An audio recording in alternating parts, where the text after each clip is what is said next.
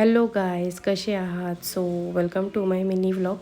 तर घरामध्ये आंबे होते, तर विचार केला की ज्यूस बनवूयात आणि तो फ्रीजमध्ये ठेवून देऊयात. तर इथे मी ज्यूस वगैरे बनवला आणि तो फ्रीजमध्ये ठेवून दिला. त्यानंतर थोडेसे शेंगदाणे होते, म्हटलं ते भाजून ठेवून देऊयात म्हणजे ते खौट नाही होणार.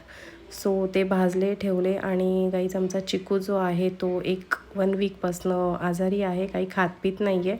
सो त्याच्यासाठी माझ्या हजबंडनी इथे थोडेसे ट्रीट्स आणले होते.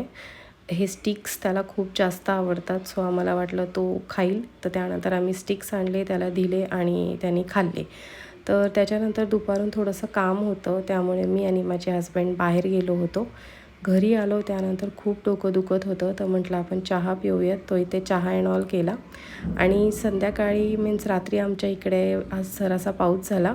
So just to enjoy the rain मी थोडीशी इथे शेंगा कुकरमध्ये उकडून घेतल्या होत्या मीठ टाकून. तर संध्याकाळी आज फक्त वरण भाताचा बेत होता, तर वरण भात केला आणि दिवसाचा एंड झाला सिरीज बघून. So thank you for watching my vlog. Bye.